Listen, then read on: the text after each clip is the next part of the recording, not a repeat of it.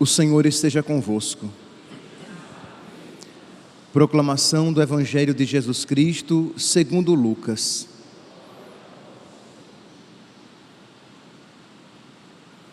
Naquele tempo, grandes multidões acompanhavam Jesus. Voltando-se, ele lhes disse: se alguém vem a mim, mas não se desapega de seu pai e sua mãe, de sua mulher e de seus filhos, de seus irmãos e de suas irmãs, e até da sua própria vida, não pode ser meu discípulo. Quem não carrega a sua cruz e não caminha atrás de mim, não pode ser meu discípulo. Com efeito, qual de vós, querendo construir uma torre, não se senta primeiro e calcula os gastos para ver se tem o suficiente para terminar? Caso contrário, ele vai lançar o alicerce e não será capaz de acabar. E todos os que virem isso começarão a caçoar, dizendo: esse homem começou a construir e não foi capaz de acabar. Ou ainda, qual o rei que ao sair para guerrear com outro, não se senta primeiro e examina bem se com 10.000 homens poderá enfrentar o outro que marcha contra ele com 20.000?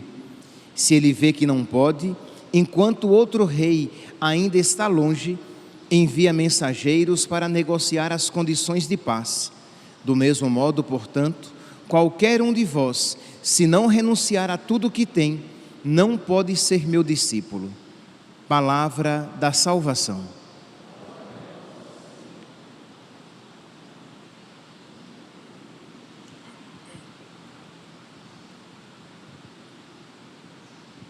Caríssimos irmãos e irmãs, a liturgia da palavra de hoje nos apresenta as condições para que possamos ser discípulos de nosso Senhor. Isto é, ser discípulo de nosso Senhor não é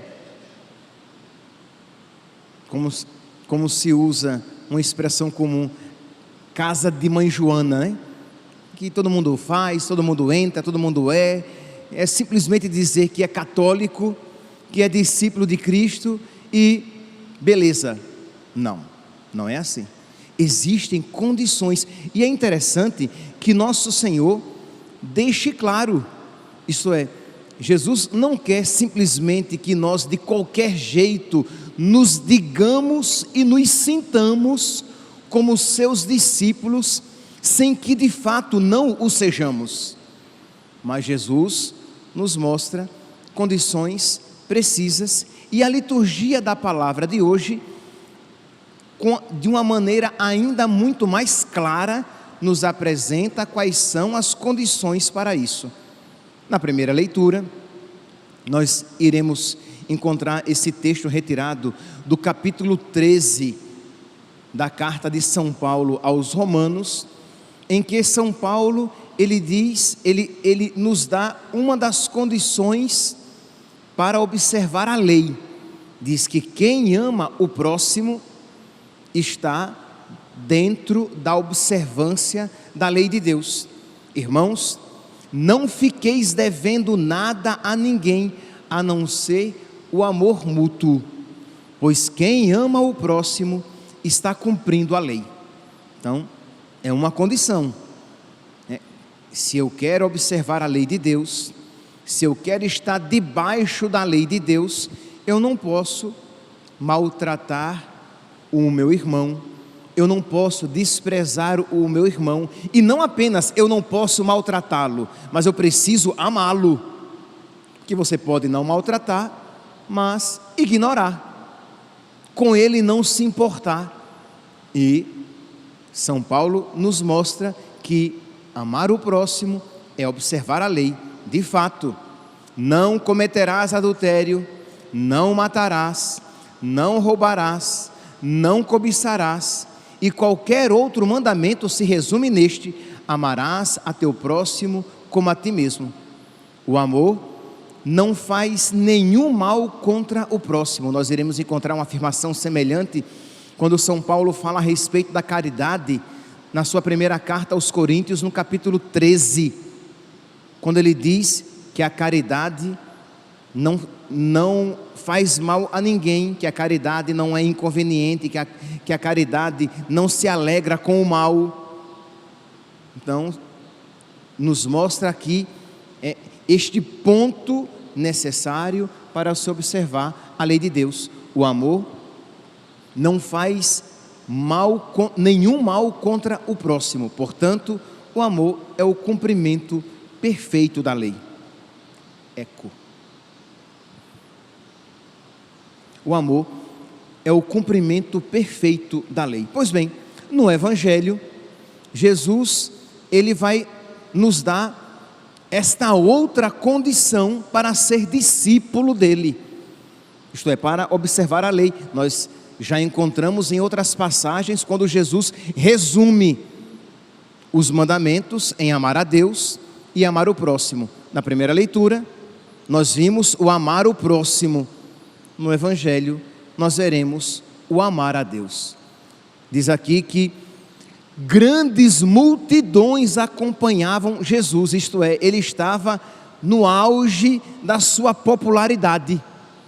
Não era apenas uma grande multidão, mas grandes multidões acompanhavam Jesus.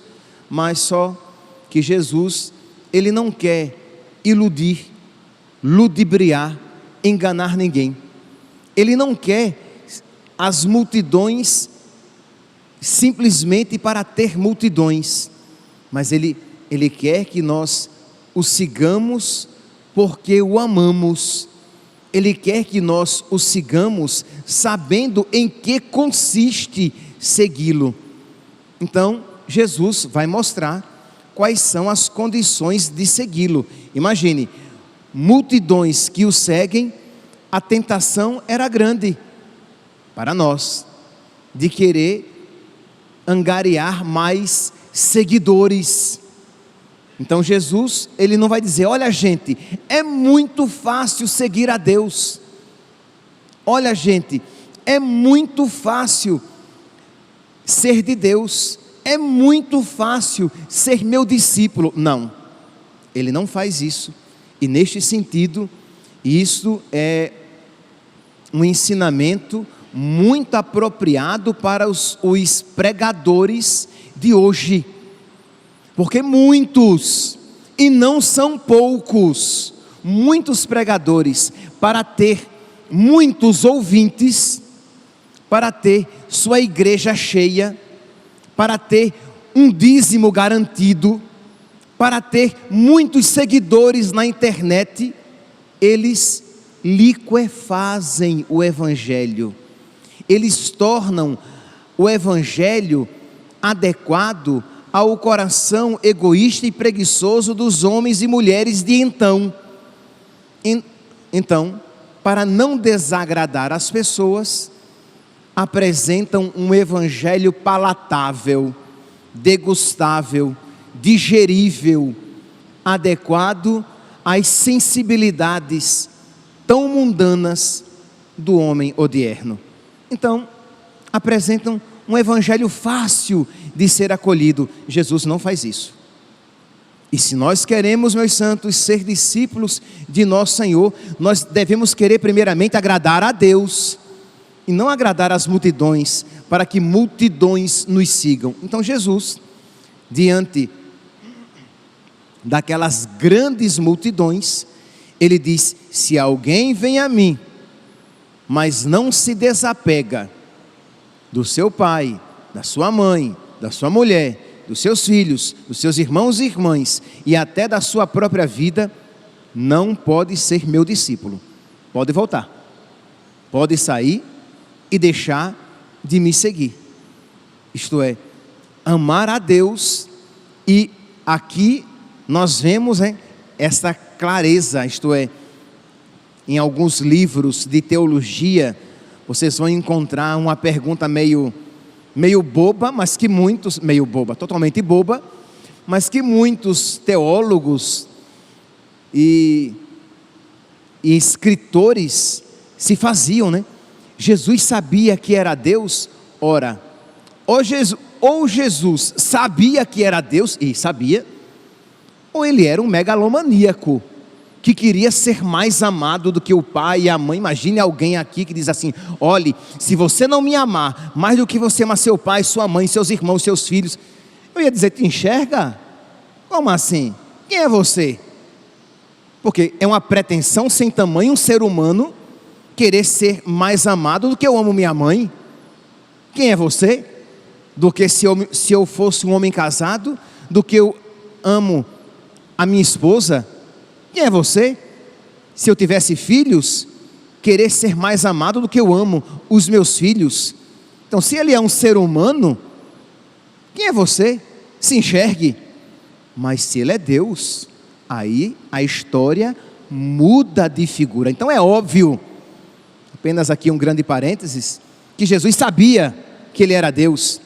E é por isso então que, sabendo-se Deus e sabendo que amá-lo de todo o coração, com todo o nosso ser, acima de todas as coisas,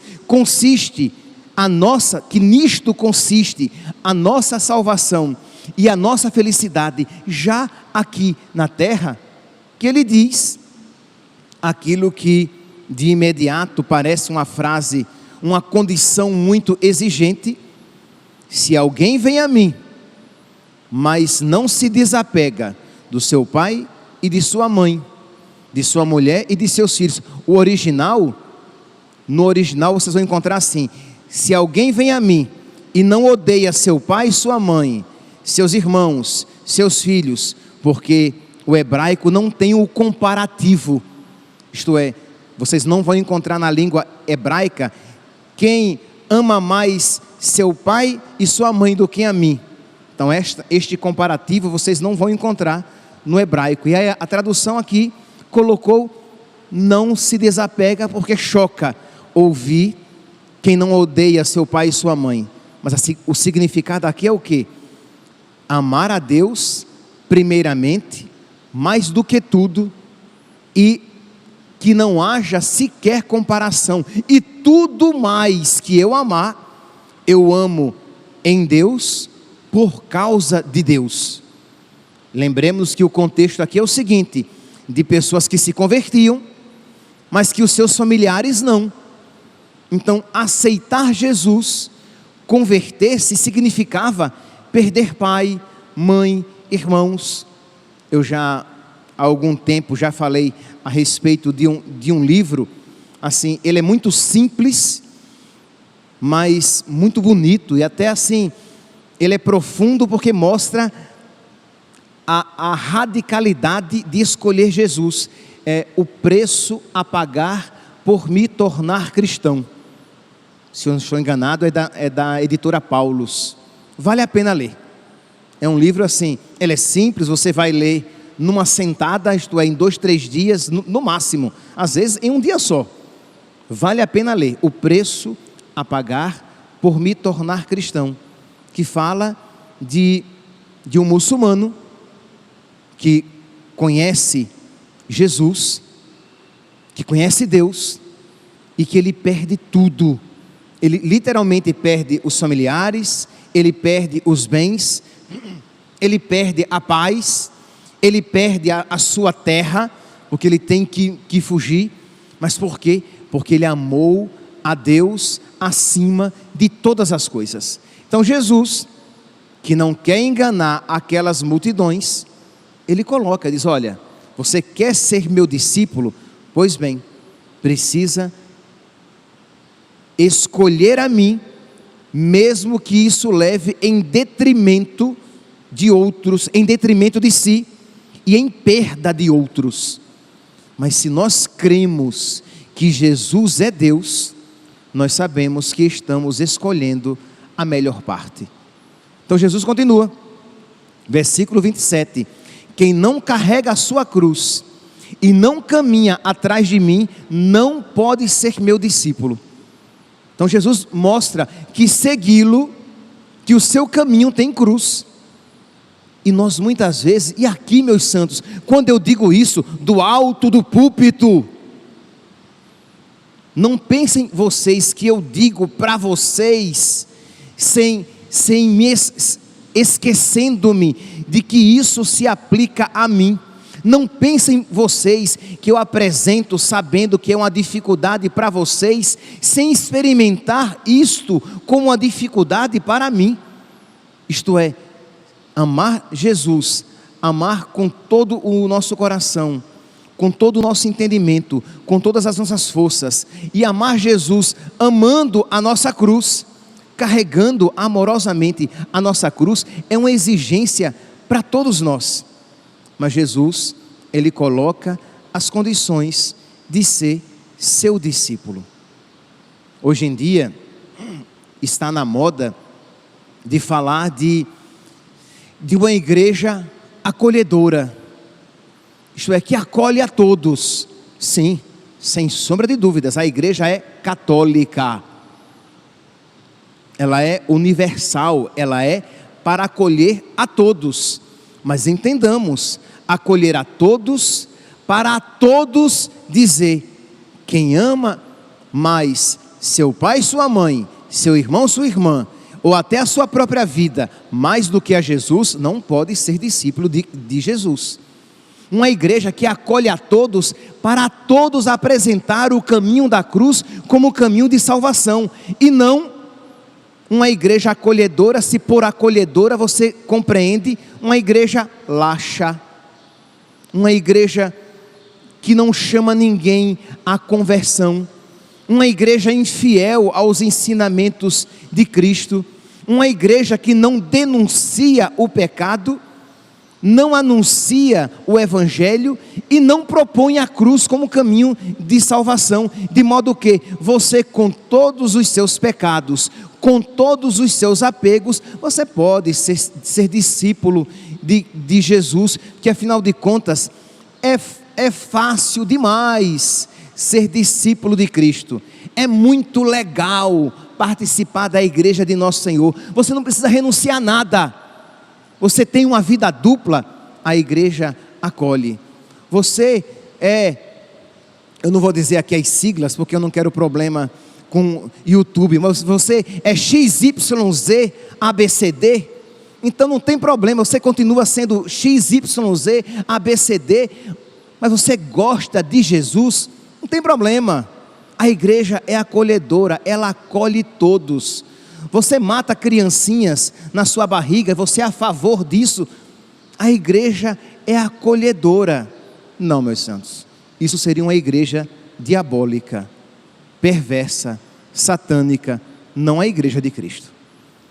Acolher a todos, para a todos levar para o céu, e a todos propor o caminho de conversão, sim, mas uma igreja acolhedora, que não tem coragem de dizer aquilo que Jesus disse: olhe, se você não estiver disposto a renunciar a si mesmo, tomar a cruz e seguir Jesus, você não pode ser discípulo dele.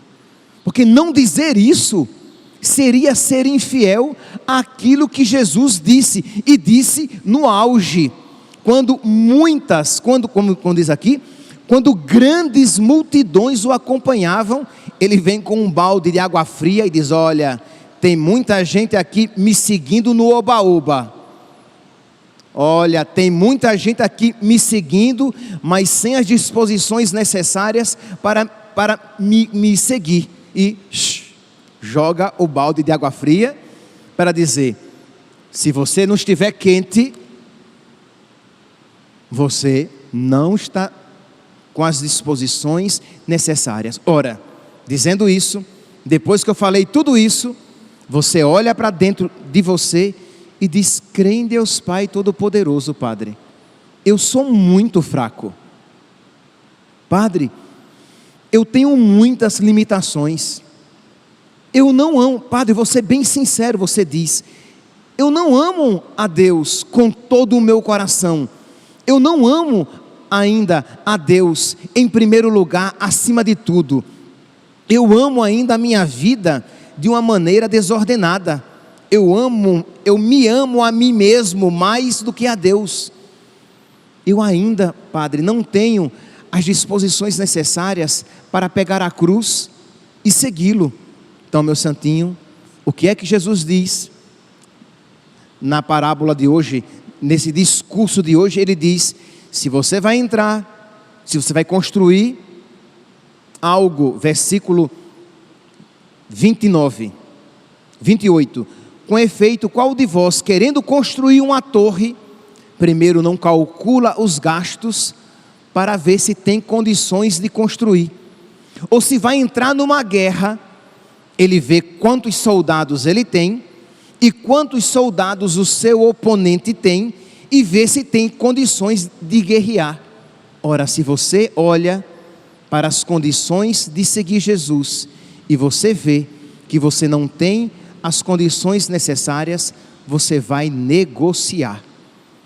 Isto é, ele não diz assim: se você não tem condições de entrar na guerra, você vai negociar com o rei para ver as condições para evitar essa guerra.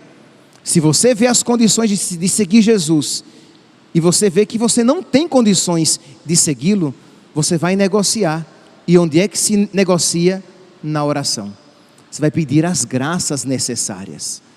Assim como aquele que ia construir a torre, se ele via que não tinha condições de construí-la, mas já tinha lançado os alicerces, ele tinha que pedir um empréstimo no banco para concluir aquela obra. E nós iremos pedir o empréstimo ao dono do banco, ao dono do mundo, como gostava de dizer Santa Teresinha do Menino Jesus. Dizia que ele é o dono do mundo. O meu pai é muito rico, dizia Santa Teresinha. Pois bem, ele tem todas as graças necessárias para a minha salvação. Ele tem todas as graças necessárias para a libertação, a minha libertação dos meus apegos, dos meus vícios. Ele tem todos os remédios necessários para a cura da minha alma. Ele tem todos os suplementos vitamínicos para que eu tenha força, para que a minha alma ela ganhe um plus em santidade. Ele tem todos os energéticos espirituais para que eu tenha o fôlego necessário para combater o bom combate, terminar minha corrida, guardar a fé e receber a coroa da glória. Então, coloquemo-nos em oração, porque isso que eu digo a vocês, sabendo que vocês compreenderão a grande exigência de seguir Jesus, eu também compreendo. E todos nós, então, meus irmãos, precisamos dobrar os nossos joelhos e com um coração humilde dizer: Senhor, dá-me a Tua graça. Senhor, dá-me o Teu Espírito Santo. Senhor, dá-me a força necessária de que eu preciso para que eu não desanime. Concede-me, Senhor, a perseverança, porque só quem perseverar até o fim será salvo. Não é assim que diz a palavra? Isso nós pedimos quando ouvimos a Sua palavra. Senhor, dá-me o Teu Espírito. Senhor, dá-me a Tua graça. Senhor, concede-me esta sabedoria. Senhor, concede-me sede de sabedoria, sede de santidade, que eu deseje Te amar com todo o meu coração e que por amor a Ti eu ame com generosidade os meus irmãos. Mas concede-me, Senhor, esta graça, porque eu por mim mesmo não consigo. E aí você apresenta os seus pecados e diz: Senhor, está tão difícil romper com esses pecados, está tão difícil romper com essas mediocridades, eu quero Te seguir mediocremente, ajuda-me, Senhor. Então você isso pede quando ouve a palavra, você isso pede quando reza o seu terço, você isso pede quando você reza São Miguel Arcanjo, defendei-nos no combate, para que você não perca a sua alma. Quando você reza a Augusta Rainha dos Céus, pedindo que ela pise a cabeça da serpente, para que a serpente não seduza você para os caminhos errados. É isso que você pede quando você confessa os seus pecados, pedindo a Deus a graça do perdão dos pecados e da graça de que você necessita para que não volte a pecar. É isso que você pede quando recebe a Eucaristia. Você volta para o seu banco e pede que Jesus, que ali está fisicamente presente em você, que Ele fortifique a sua alma, que Ele fortifique as suas faculdades espirituais, que Ele lhe aumente a fé, a esperança, a caridade, para que você não se perca, para que você seja um verdadeiro discípulo de nosso Senhor.